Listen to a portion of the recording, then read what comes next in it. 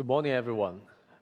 First of all, a big thank you to the organizer for inviting me to the BODW 2025. It's truly a pleasure and honor for me to be here to share some of my thoughts, my practice, and on how we can update tradition. Let me begin with some of my work, so you can have a basic impression of me. I'm a person that's really interested in how things take shape. Especially for those different forms from different countries, different cultures, even they serve the same function. I was born in Hangzhou, a beautiful city in East China. It's very famous for its West Lake, if you have been there.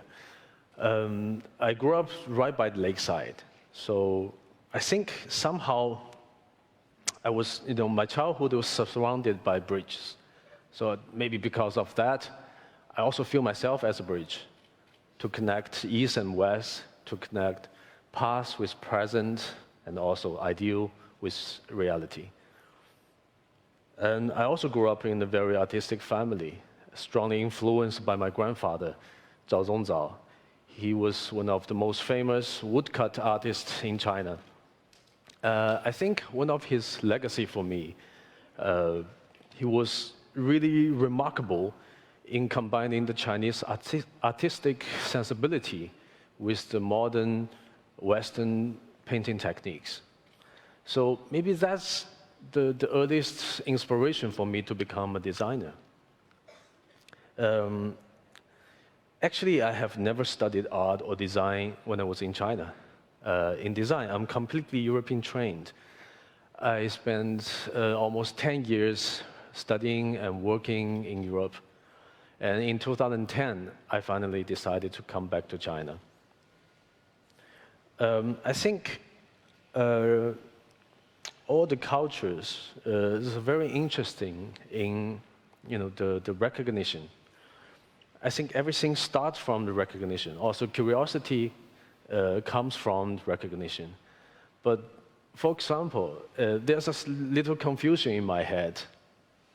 My name, my family name is Chen, given name is Min, very simple.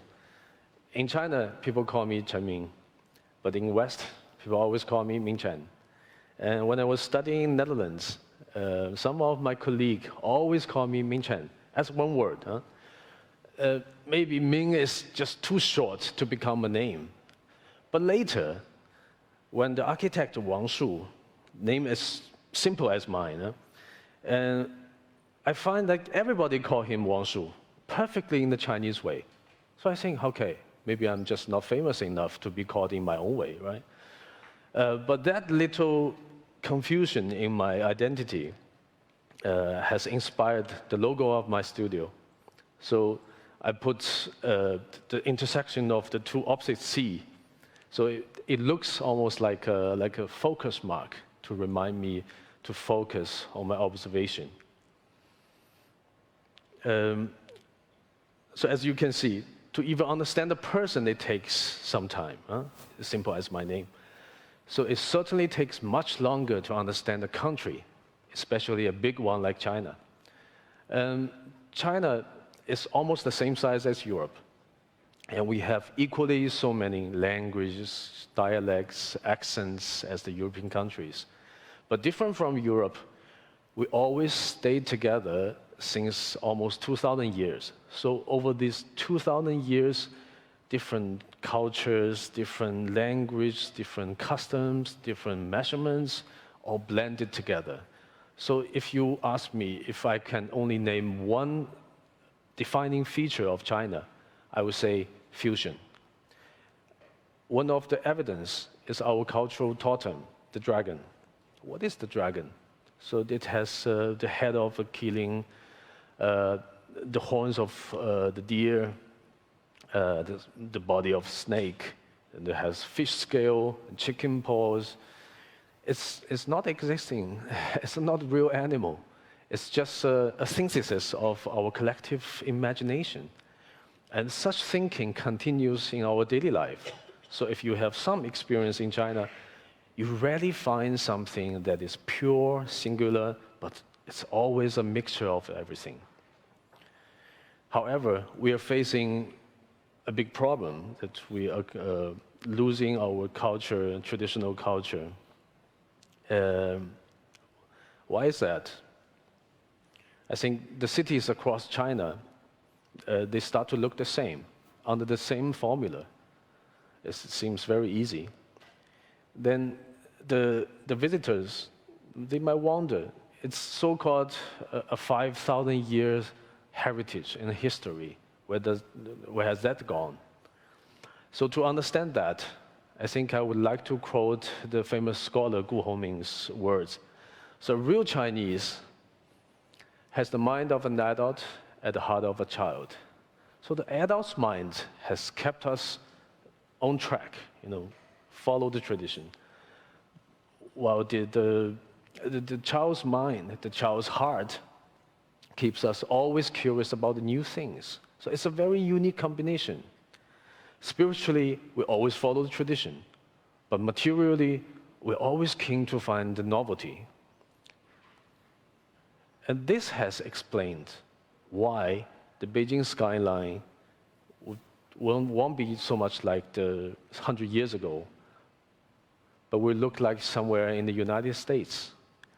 I do feel regret that we haven't really kept our traditional culture, but that also means there's a plenty room and plenty opportunity for us to improve. And China has a very different creative culture. I majored in industrial design, so my practice is mainly focused on making products and objects. And this clothes hanger for me, for example, I think it's a brilliant example of Chinese design. It's almost perfect in function, in material use, in manufacturing, in sustainability, and so on. But it's actually not created through a modern design process. It's just simply the wisdom of the people, and it was selected through time. So if we continue that thinking and try to find what is the real creative culture in China, so actually we're very different than in the Western world. I think you're very used to this 0 to 1 kind of creation. So, for example, the writing tools, the evolution of writing tools, they're always breakthroughs from the stone to the stick, and then to feather, to pen, to ballpoint, typewriter, computer, name it. And everyone is a breakthrough at that time. But in East, we're more used to the kind of innovation that happens under a countless repetition and imitations. And we always follow what the masters teach. But along the way, it's like the genetic mutation. So a tiny detail in the DNA, if that has changed, the whole image would be changed. So this is our way. So when we talk about the core creative concept in China, instead of creation or innovation, I would like to use the word update, because updating is what we have been doing and what we will continue to do. So across the industries, there are countless examples of products that is not invented by us, but updated by us.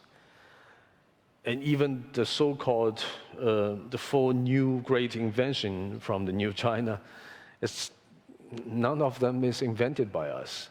But through large scale of application, we have updated into a completely new level.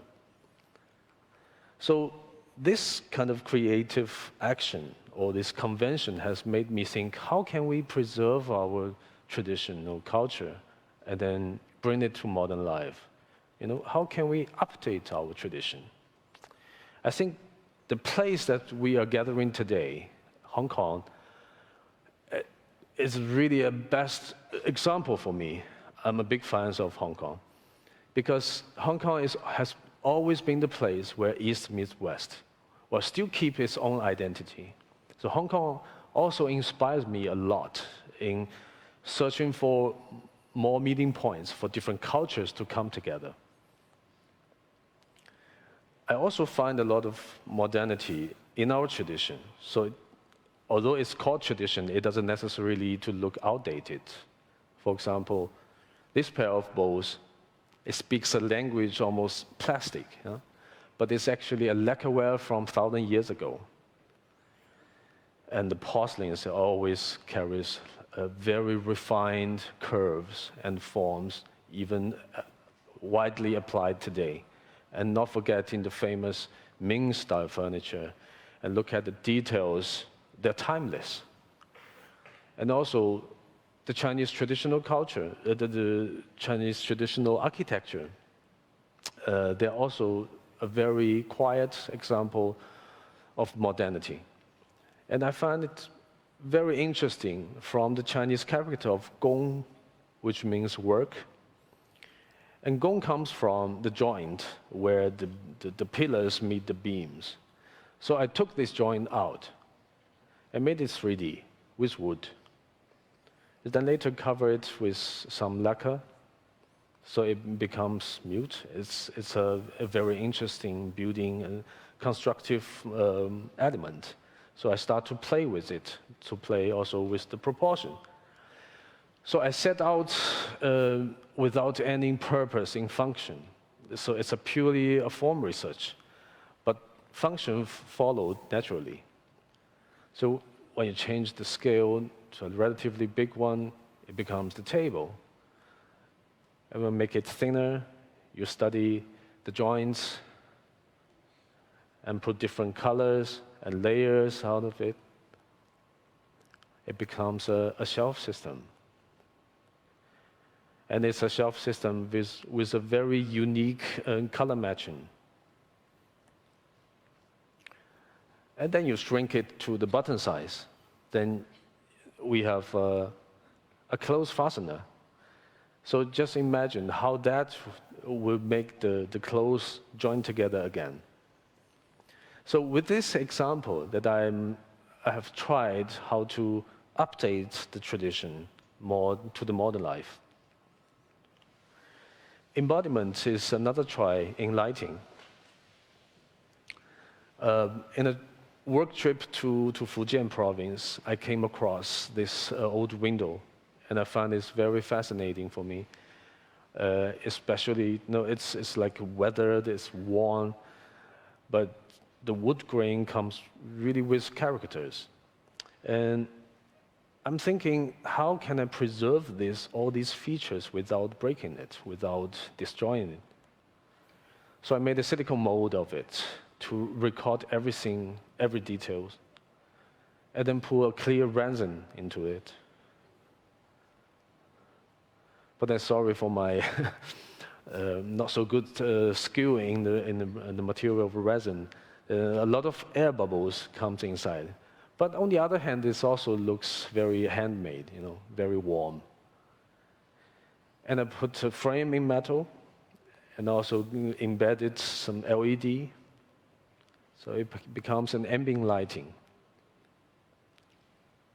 So when you put side by side by the original and the mock-ups, it's really hard to tell which one is older.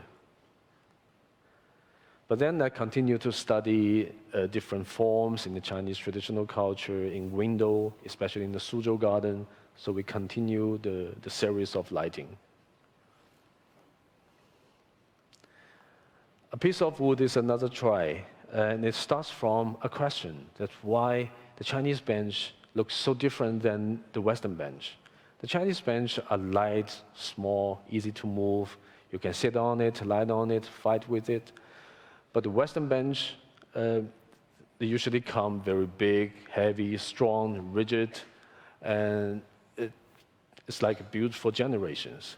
So my question is, can we combine this? Can we have like a strong one, but also very, very light in a sense?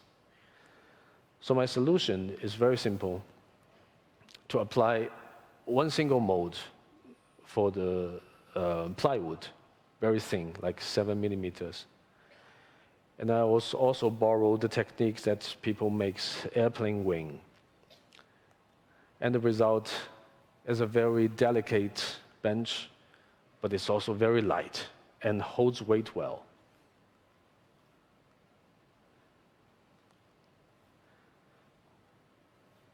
When you come close to the bench, it almost gives you a very, like, not appearing feeling. Trinity, as the name indicates, it's a collaboration with Nike back in almost 20 years ago, when I was still a student in Design Academy. I found very interesting when the Western culture, in clothing, you always search for the perfect shape. The clothes always look after the body shape, like the sculpture. But while in the Eastern culture, the clothing usually have the fixed form. Then it is the body that worn inside gives the life. So even in sports, for the same kind of sport, we dress very differently.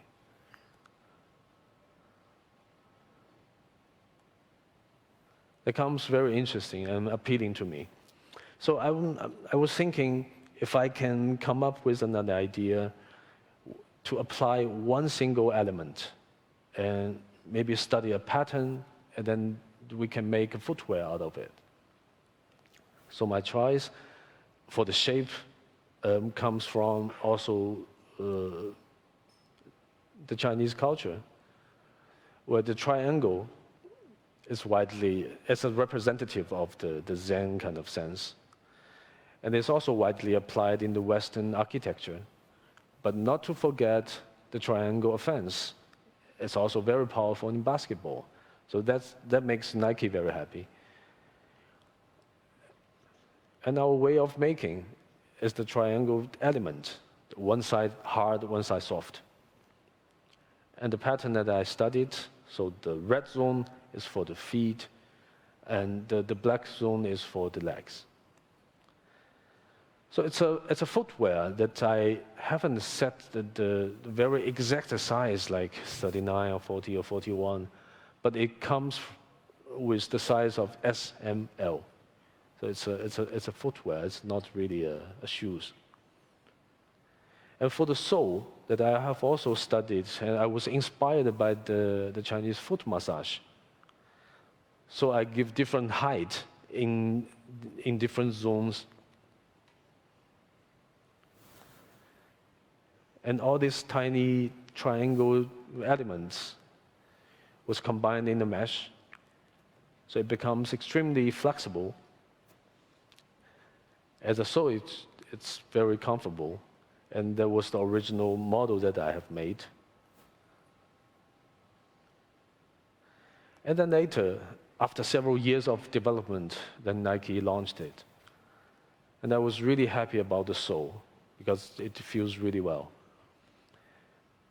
And Nike also played with the scale. So that also, again, inspired me. Although the product has already launched, but our exploration continues. So we have found in the studio that if we play along with the same triangular system, it's a pattern. If you change the scale to bigger size, it can become furnitures. Then we got invitation from the Swiss brand, Desede.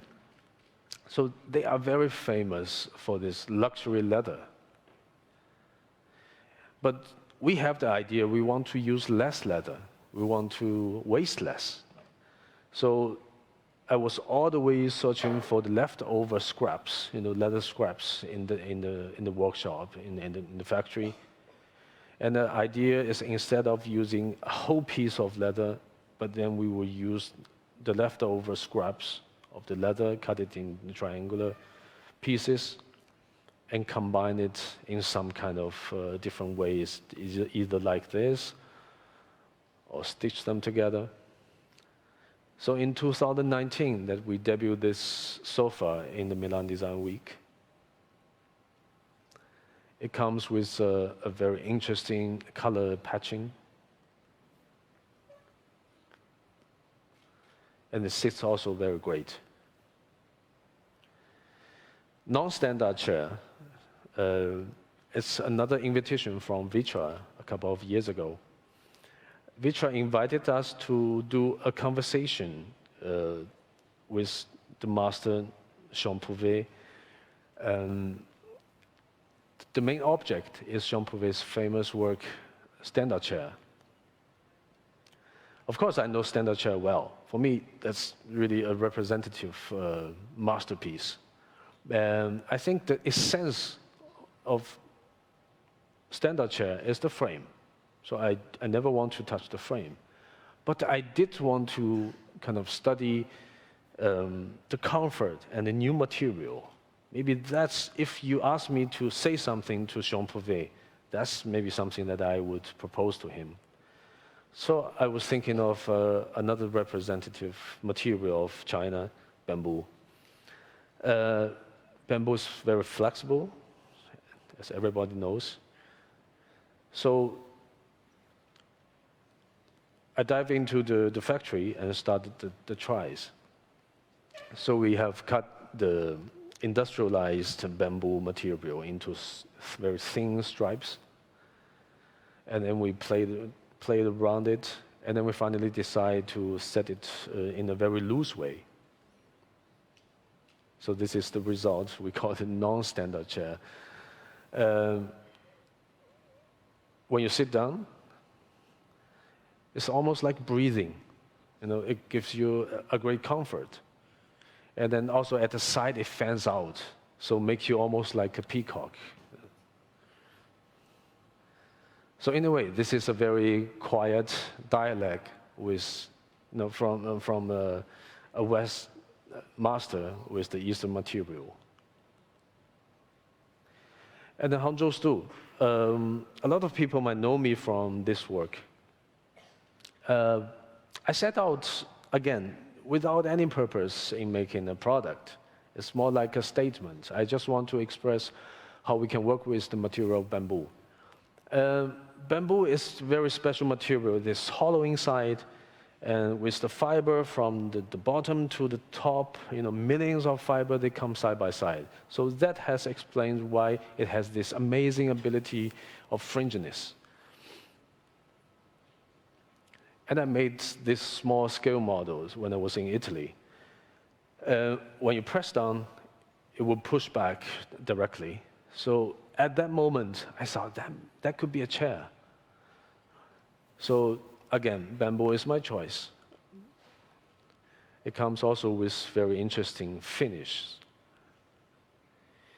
So I take advantage of very thin bamboo sheets, and then first of all, combine it to make a base of 5 millimeter thickness. Then we have the base. Then I cut a bunches of different bamboo sheets in different lights, in different lengths, sorry. And only glued it in the last 25 centimeters. And then combined both ends with a raw bamboo rod. And then in the rod, I put some of the wood to reinforce it. And some finish work.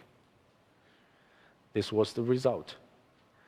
The interesting part is, with this Hangzhou stool, you can kind of guess people's weight by how much layer they sink into.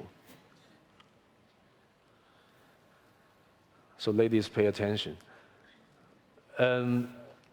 Hangzhou stool was the only Chinese entry shortlisted by Loewe Craft Prize in 2018. So this poster was all over London when the event has gone. And then because of that, I was also invited by Loewe Foundation to become one of the expert jury. And that has kind of changed my mind in design. So I think now the creation, it's like a blend of design, craft, and art. You know, the borders becomes blurry. And I think in the future, or maybe not really in the future, it's already happening that we create things with the force of the three professions together. So with that thought in mind, I created a platform called neooold. It's a platform that we join people together to celebrate the craft and to reimagine in tradition, but not as museum pieces, but as living practices. We have really abundant resource from China. We have so many kinds of different crafts and tradition. And we invited the creatives from all over the world to join us to co-create through our residency program. So here I would like to give one example that's it's an early try for us in Nanjing, and we have studied the famous Yunjin brocade. It's a very delicate fabric. So we invited the Dutch graphic designer Thomas Wiedershoven, the founder of Tonic. Because Yunjin brocade is so fine that it takes an hour to only weave 1 centimeter. And then after a week of study, a very close conversation with the weavers, Thomas came up with a beautiful idea. So it also starts very simple. It's a circle that you cut in half, flip one side, you get like an hourglass shape. And that's already a concept of time. So one day, 8 hours, you have 8 centimeters. A whole week, you have 48 centimeters. Then we also suggest he need to combine the Western design with the Chinese culture. So he has put the famous cloud motifs from the traditional Chinese painting into the background. So this is the design he submitted. And it took us 6 months to weave this fabric. And I was extremely happy about the result, because when you see the fabric, it's already a direct expression of time. And Thomas has also asked the weaver, so have you like worn or tried to have the Yunjin brocade yourself? They laughed. It's too expensive. So Thomas particularly bought the whole piece and had it made a wedding dress for the weaver's daughter, Xiaofang. So in this moment, it's not just about design. The whole project was not just about design, but about the dignity, about care, about giving beauty back to the hands that made it. And it was brilliant that we exhibited in Nanjing with an empress dress in the background. So next year, neooold will going to make its debut in Milan in April. So it'd be our honor to welcome you there, because tradition is not something that we lock out. It's something that we always keep in mind, we celebrate, and we update with dignity, with creativity, with respect, with heart. Thank you.